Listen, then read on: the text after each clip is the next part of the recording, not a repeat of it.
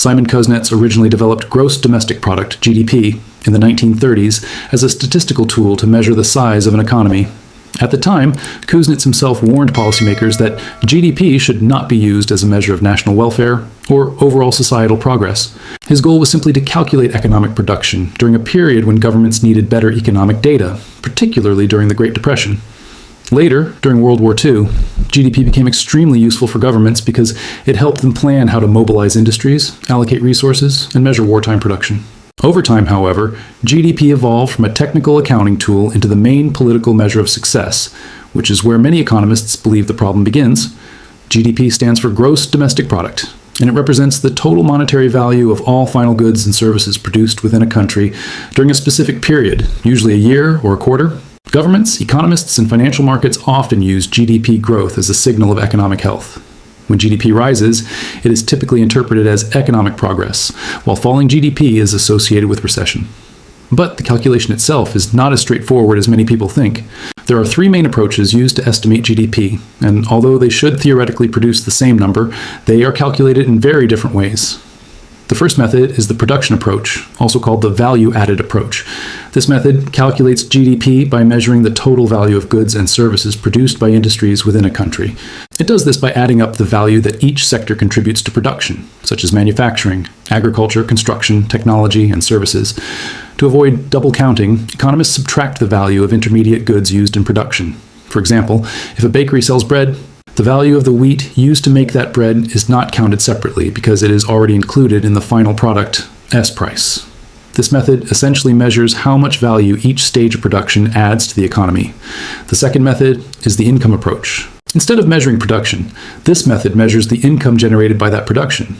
It adds together wages paid to workers, profits earned by businesses, rent received by property owners, and interest earned by investors.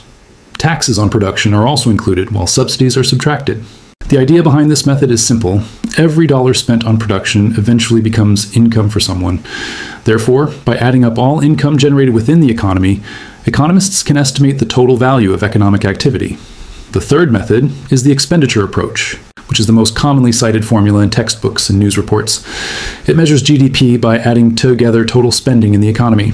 The formula is GDP costs C plus I plus G plus X M.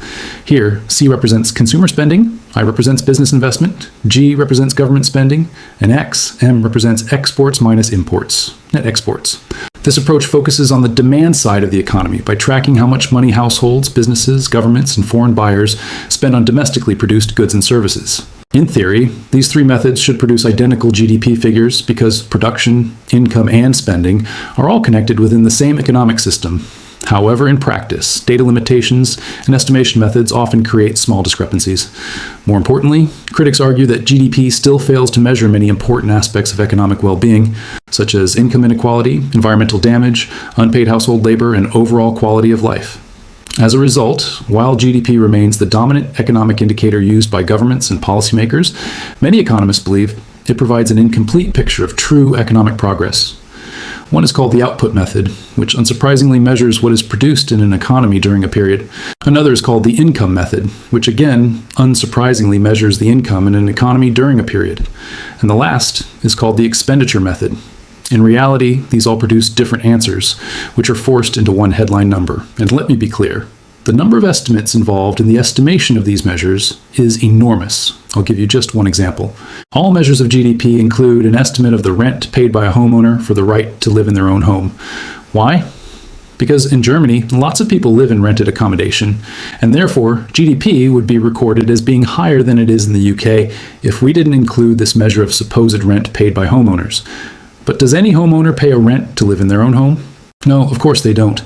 But 10% of UK GDP, that's a figure of around £300 billion a year, is made up of this supposed and absolutely non-existent form of income, rent paid for the right to live in your own home. That's how ludicrous GDP calculation is. The expenditure method does dominate, by the way, and that is the political version of GDP that matters, and so that's the one I'm going to concentrate on. Consumer spending is the first component element of expenditure in this method. In other words, what do we spend buying the stuff that keeps us going each month? That is what is recorded as a core element of GDP. Then there is the expenditure on business investment added onto this. And, on top of that, government spending. But that does not include transfer payments. What are transfer payments? Things like pension payments, things like the payment of benefits, because they then get reflected in consumer spending, and so they're not double counted by including them twice. Once as government spending, and then again when the person who receives them spends again. So there is an attempt to prevent double counting there. And finally, the fourth element within the expenditure method of GDP calculation is to estimate net exports, which in the UK's case is always actually a negative, because we have for a very long time been a net importer of both overall goods and services, and therefore that reduces GDP. The trouble is that if we take those four items, consumer spending, investment, government spending, and net exports or imports, there is a critical flaw, because this simply measures spending flows and not the income or benefit from whatever has been spent upon, and that is fundamental and why GDP is absolute nonsense. For example, the figure for investment ignores the time distortion that is obviously inherent in investment spending. If you spend money on an investment item, call it your car, call it the purchase of a new factory, call it whatever you will, you don't expect to get all the benefit today. Very clearly, the expenditure is incurred with the intention of realizing the gain over a number of years. If I buy a new car, I want it to last for 10 years. I know not everybody does, but the point is, that's my expectation. And if I was to buy business equipment, again, I want it to last for several years. And that, however, is included in GDP as item of expenditure at the time it's incurred. And that, of course, does not therefore provide a true reflection of what the income of the country is in the period in question, because we have immediately distorted the figures. And that has a consequence. GDP is, in this case, nothing like income as accountants or as most people understand it. And that matters, because GDP calculation is very rarely taught to anyone. You are in a tiny minority by even looking at this video. On the other hand, accounting income is taught to vast numbers of people. Everyone who's self-employed has some notion of what accounting income is.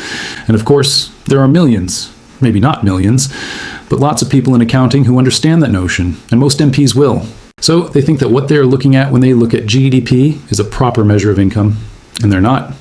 They're looking at a totally distorted measure that has nothing to do with the accounting measure with which they're familiar. That is also why GDP is rubbish. And there is a whole failure in this logic in macroeconomics with regard to GDP measurement. There is actually what I would call a category error with regard to GDP calculation, because there is not what I would call a capital maintenance concept inside GDP, and that's for one very simple and straightforward reason. If you look at any larger business, you will find it has a balance sheet, a figure of how much is invested and what it is invested in by the business in question. There is no national balance sheet used in the calculation of GDP. There is therefore no check and balance. There's nothing that makes sure that the figures are complete in the way that the balance sheet proves, because it has to balance. You can make numbers up as a consequence. That figure for rent paid, for example, is utterly made up. There is no matching entry. So that's why GDP is misleading. If we were to have a figure that reflected the benefits of investment and the benefits of past investment and adjusted for both of those, and also had a sensible calculation of what is investment and what is not. So that training, for example, might be treated as an investment cost because the benefits accrue over time. Then we could end up with something so much better with regard to GDP, but we do not.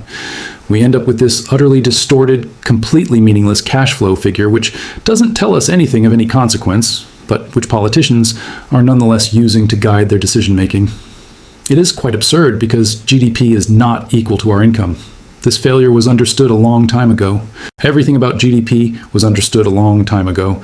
The late Robert Kennedy, a man whose death I recall in 1968, because he was murdered when he was standing to be president of the USA, he hoped in the footsteps of his late brother, John F. Kennedy, who was, of course, also assassinated in 1963, gave a speech which was not much noticed at the time, which has been remembered in retrospect, and he talked about the worthlessness of GDP, which was radical for 1968. And the only trouble is, we've never taken any notice ever since. He said, GDP measures everything in short, except that which makes life worthwhile. Just think about that for a moment. GDP measures everything, but that which makes life worthwhile. This is so true of accounting as a whole because you can put a number on it. Accounting thinks something is of value, but it isn't always. And in fact, what Kennedy warned was that GDP counts everything regardless of value. He said air pollution and cigarette advertising and ambulances to clear our highways of carnage were all included in GDP. And of course, he's right, although perhaps the value of cigarette advertising has gone down in the meantime, but you can substitute something else of equal negative worth. The point he was making was very clear. GDP rises when society is damaged. And that is a staggering thing to think about.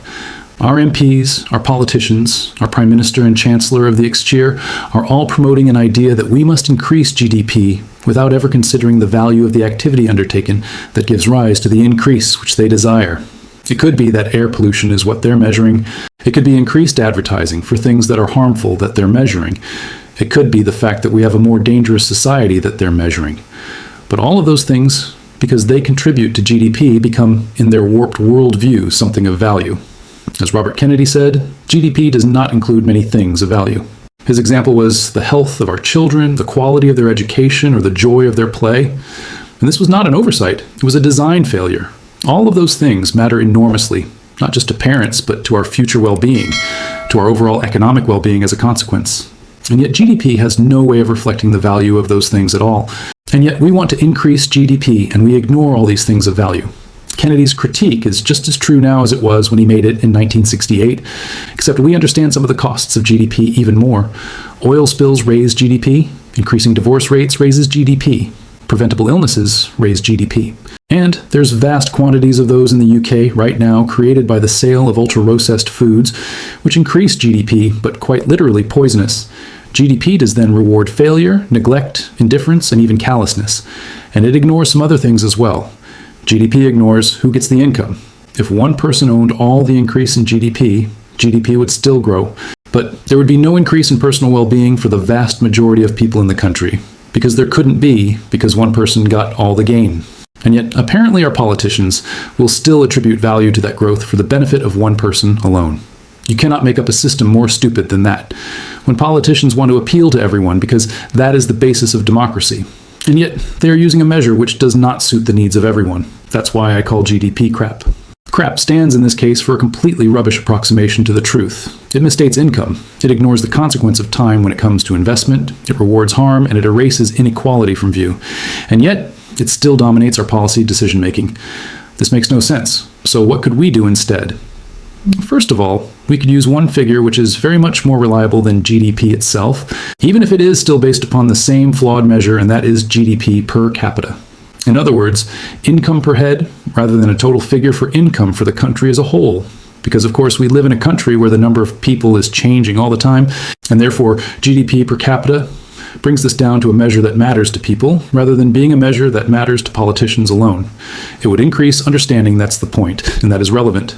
Data which isn't understood is meaningless. Secondly, we could adjust for investment timing.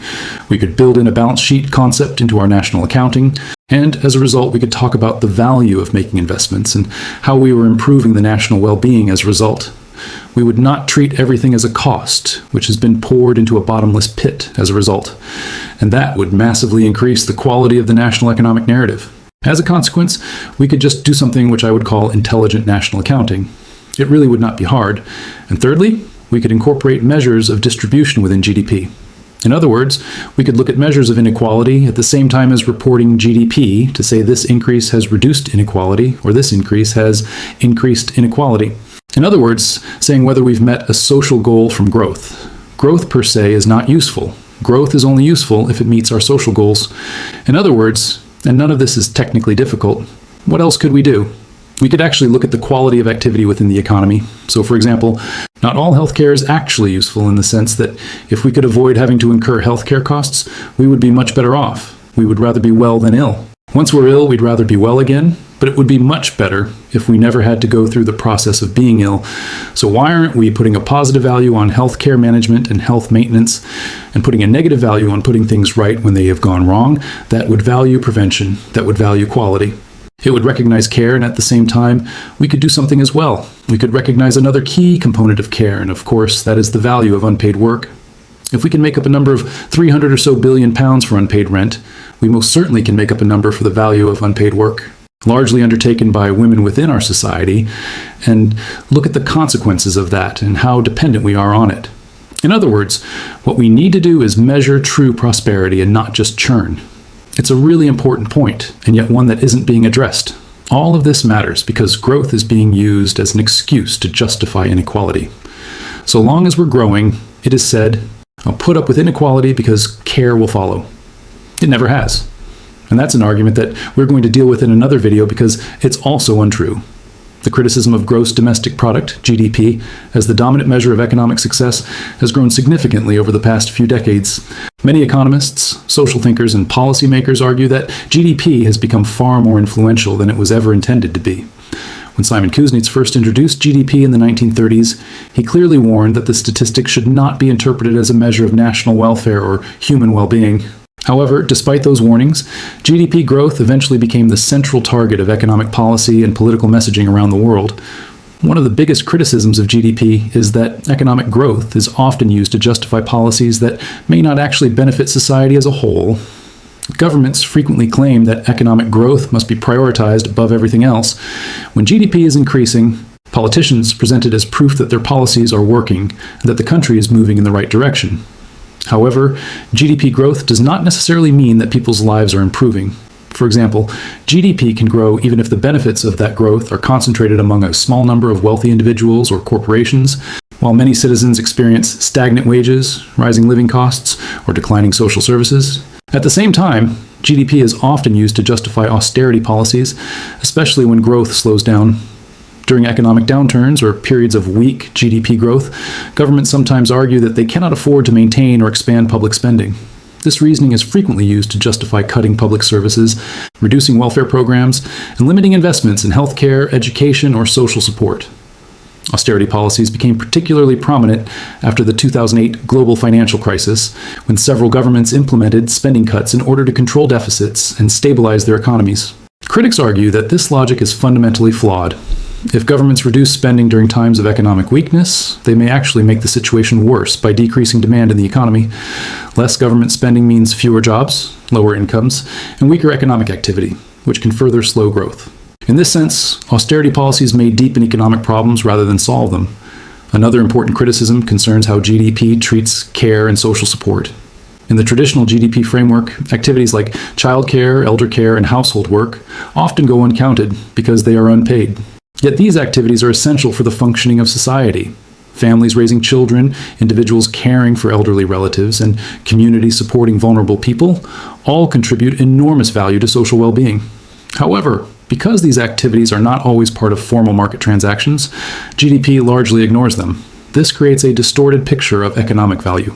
For example, if a parent stays home to care for a child, that contribution does not appear in GDP statistics. But if the same parent pays for daycare services, GDP increases because money is being spent in the formal economy. The actual care being provided might be the same, but the economic measurement treats the two situations very differently. As a result, critics argue that GDP tends to prioritize market activity over human well-being. Because of these limitations, some analysts believe that GDP effectively protects existing power structures, rather than prioritizing people's needs. When economic success is measured mainly through GDP growth, policies may focus heavily on expanding financial markets, increasing consumption, and encouraging investment, even if those policies lead to rising inequality, environmental damage, or social stress. In this sense, GDP can shape policy decisions in ways that do not necessarily support long-term societal health. Several conclusions follow from these criticisms. First, many economists argue that GDP is conceptually broken as a measure of success. While it may still be useful for tracking economic production, it is not capable of capturing the full picture of societal progress. It cannot measure happiness, environmental sustainability, community strength, or overall quality of life. Second, the weaknesses of GDP have been known for decades. Scholars, economists, and international organizations have repeatedly pointed out the limitations of using GDP as the primary measure of progress. Despite this awareness, the metric continues to dominate political and economic narratives because it is simple, widely understood, and deeply embedded in government decision-making processes. Third, reliance on GDP can lead to damaging policy choices. If policymakers focus too heavily on maximizing GDP growth, they may neglect important areas such as healthcare systems, social equality, environmental protection, and long-term sustainability. Policies may be designed to boost short-term economic output rather than improve long-term well-being. Because of these problems, many researchers and policymakers are exploring alternative ways to measure progress. Some countries and institutions have begun developing metrics that focus on well-being, sustainability, and quality of life, rather than simply economic output. Examples include the Human Development Index, which considers education, life expectancy, and income levels, as well as initiatives like the Gross National Happiness Framework developed in Bhutan. These approaches attempt to capture a broader picture of societal progress by including factors such as health, community relationships, environmental protection, and psychological well-being. The broader goal behind these alternative measures is to create what some thinkers call an economics of care, where instead of focusing purely on market transactions and financial growth, this perspective emphasizes policies that support human flourishing. It highlights the importance of caregiving, social support systems, environmental stewardship, and long-term stability. In this view, economic policy should not simply aim to increase production or consumption. Instead, governments should focus on creating conditions where people can live healthy, meaningful, and secure lives. That means developing metrics that measure what truly matters: well-being, equality, sustainability, and opportunities for future generations. Ultimately, the debate about GDP is not just about statistics. It is about how societies define success and how governments decide which priorities matter most. By reconsidering the role of GDP and exploring new ways to measure progress, policymakers may be able to build economic systems that serve people more effectively, both today and in the decades to come. The event is being deliberately structured so that you have a chance to meet us, other people who are interested in the topics about which you are concerned, with plenty of opportunity to talk and to also ask questions. The event starts at 12:30, so you should have plenty of time to get to Cambridge. It finishes at 5, so you should have time to get home. And there will be 3 sessions, and the goals are threefold. First of all, we want to talk about what is going on in the world. We want to talk about care as if it is economics that is relational and not virtual. We want to therefore have this chance to actually meet and understand each other. Secondly, we want to talk about economics that makes sense. So we're going to have a session on learning about the bond market, which is important because that is one of the areas where there's particular confusion amongst many people who watch my channel, and they want to know what this is about. So we thought we'd focus on that, but of course with an opportunity to ask questions. And thirdly, we're going to have a question and answer session that is about creating understanding. You could ask anything within reason. If it's too long, we might reserve the right to make a video about it instead of spending too long at the meeting on a particular topic. But the point is this: bring your questions with you. Ask us about something technical. Ask us about something to do with politics. Ask us about where you think the country will be in 5 years' time. Ask us, if you like, about how we make our videos and why we're motivated to do so. The point is, the floor will be yours. So please come along on 28th February. Talk to us. Let's build something real and not just digital. Learn, challenge, and connect. That's what this event is about, because the future will not fund itself. There's a link down below with all the booking details.